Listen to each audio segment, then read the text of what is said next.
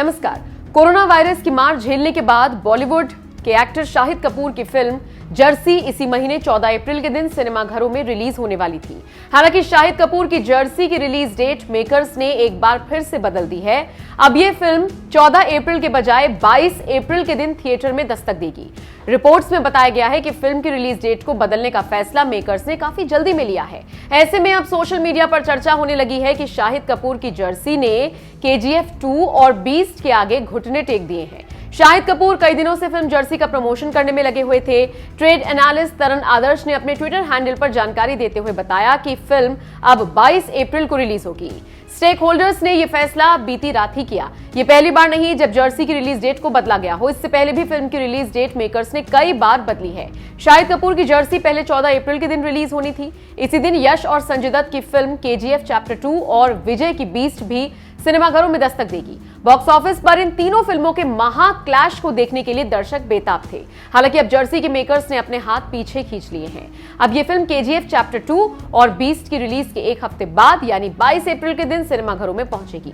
कहना गलत नहीं होगा कि KGF 2 के सामने आने से बॉलीवुड अब डर रहा है। यश की KGF 2 इस साल की सबसे बड़ी फिल्मों में से एक है। ऐसे में इस फिल्म के सामने दूसरी फिल्म को लाना बेवकूफी का काम है। इन दिनों साउथ इंडस्ट्री का दबदबा कुछ ज्यादा ही देखने को मिल रहा है।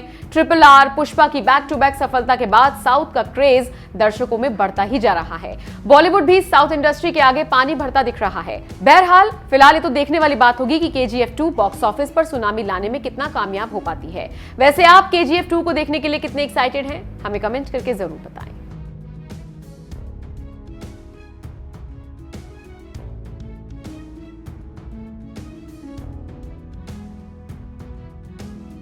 हमेशा बहुत प्योर वे में मुझसे डिस्कस करते थे। मेरी मॉम भी हमेशा से कलाकार थी, तो वो हमेशा कलाकारी की बात करते थे। वो बिजनेस की बात इतना शायद जानते ही नहीं थे मुझसे करने के लिए। तो वो शायद मैंने खुद समझा है। पिछले ये जो बैठे हैं ना मेरे साथ, इनको मैं 18 साल से जानता हूँ। 18 साल, 12, 13, 15 साल, जब भी मैं से पहले आए थे ये, तो हाँ, आई थिंक 15 साल हो गए। और जब भी मुझे कुछ भी नंबर्स का पता करना होता तो मैं इनको फ़ोन करता था। और अब फाइनली ये अपनी पहली फिल्म प्रोड्यूस कर रहे हैं। So I am very proud of Aman. ताली बजा दो यार, प्रोड्यूसर ने बताया। आपका भी पहला दिन आएगा, लोग ताली बजाएंगे, अच्छा लगेगा। सो हमेशा नंबर्स ये मुझे बताते थे और धीरे धीरे समझाते भी थे कि अलग अलग जॉनर्स होते हैं, उनके लिए अलग अलग तरह की ऑडियंस होती है। मेरे लिए सबसे ज़रूरी ये है कि मेरी फिल्म की जो ऑडियंस है, मैं उसको मैक्सिमाइज कर पाया या नहीं। जितने लोग इस फिल्म या इस सब्जेक्ट को देख सकते थे, समझ सकते थे या इंटरेस्टेड होते, वो इस सब्जेक्ट को देखते हैं या नहीं। और मेरी फ़िल्म की क्वालिटी कितनी अच्छी है। बिकॉज जब फिल्म की क्वालिटी बेहतरीन होती है तो वो अपनी ऑडियंस से ज़्यादा बाहर तक जा सकती है। तो एक आपकी कोर ऑडियंस होती है और एक वाइडर ऑडियंस होती है जो कोई भी अच्छी फिल्म देखना पसंद करती है। और तीसरी चीज़ है कि आपकी अपनी एक ऑडियंस होती है जो आपको पसंद करती है as an actor, so it's a mixture of all these things. Of course box office is very important. मुझे यही लगता है अब कि मेरी जो भी फिल्म आए वो मैं जितने ज़्यादा लोग उसको समझ सकें या रिलेट कर सकें, मैं चाहूँगा। क्योंकि कबीर सिंह के बाद एक वाइडर ऑडियंस बेस है और बहुत प्यार मिला मुझे। तो एक्चुअली मैंने इस फिल्म को इसी पॉइंट ऑफ व्यू से बनाया कि जितना प्यार मुझे मिला, जितना इमोशनल मुझे फील हुआ, अगर मैं वो वापस ऑडियंस को इस कहानी के थ्रू, इस कैरेक्टर के थ्रू दे पाऊँ कि जब वो फिल्म देखकर ऑडियंस बाहर जाए तो उन्हें लगे कि उनको एक एक होलसम फिल्म मिली और कहीं दिल को छुए वो फिल्म। तो मैंने वो सोच कर ये फिल्म की है। बिकॉज एक्चुअली जब आप दिल को छू जाते हैं तो नंबर्स ना वो इम्पोर्टेंट नहीं होते, वो आ जाते हैं। लेकिन दिल को छूना बहुत इंपॉर्टेंट है। हम फिल्में शायद इसी वजह से बनाते थे और अब भी बनानी चाहिए। शायद आपने पापा का जिक्र किया अभी थोड़ी देर पहले। One of the finest actors माने जाते हैं हिंदी फिल्म इंडस्ट्री के। एक चीज़ अगर मैं आपसे जानना चाहूँ कि आपने बेस्ट क्वालिटी क्या इम्बाइब की है अपने पापा से, बतौर एक्टर या बतौर सन, क्या बताना चाहेंगे? वो आपको डायरेक्ट भी कर चुके हैं पहले और फिर से काम करने का मौका मिला है, तो क्या कहना चाहेंगे एक बेस्ट क्वालिटी जो आपने इम्बाइब की उनसे? उनके अंदर बहुत सारी क्वालिटीज़ हैं, लेकिन एज अ प्रोफेशनल मैंने उनसे जो इम्बाइब किया है वो ये है कि मैंने उनका जो वर्क एथिक है और जो अपने काम की तरफ एक एक इनोसेंस होता है कि आप ऐसे हर चीज़ को अप्रोच करते हैं। जैसे शायद आपकी पहली फिल्म है, वो मैंने अपने डैड में देखा है। वो कभी ऐसे नहीं बिहेव करते कि अब तो मैं प्रोफेसर या प्रिंसिपल हो गया हूँ। वो हमेशा स्टूडेंट की तरह ही हर फिल्म को, हर कैरेक्टर को अप्रोच करते हैं। और उनके जैसे दिग्गज कलाकार अगर इतना हम्बल रह सकते हैं तो हमारी क्या औकात। मैंने यही सीखा है। Hello, Shahid sir, in front of you. What's up brother? Yeah. So the trailer 2 is also looking fantastic. So congratulations to the thanks team. यार, पहले किसी इंसान ने रिस्पॉन्स तो दिया, हम लोग तो ये सोचे जवाब तो दे देंगे, पर लगा कैसा? Yeah. So I'm No. so happy you liked it. Thank you. Being a cricket fan, it's look fantastic and अभी तो यंग हूँ फिर भी रिलेटेबल लग रहा है. तो या सो माय अभी तो यंग हूँ मतलब शादी नहीं हुई तेरी? नहीं बिल्कुल शादी के बाद सडनली ओल्ड हो जाएगा तू, देखना तो. Okay. So the question is cricket में टाइमिंग बहुत इंपॉर्टेंट होता है एंड जैसे कि हमने देखा कि मूवी एक 2 बार पोस्टपोन हुई दिसंबर में फिर अभी 14th. खैर आज के टाइमिंग क्लैशेस के बारे में तो छोड़ ही देते हैं बट मेरा क्वेश्चन यही था कि मूवी में दिखाया गया है जो आप कैरेक्टर प्ले कर रहे हैं, क्या आपको लगता है कि करियर में भी एक शिफ्ट लाने के लिए टाइमिंग बहुत इंपॉर्टेंट होता है?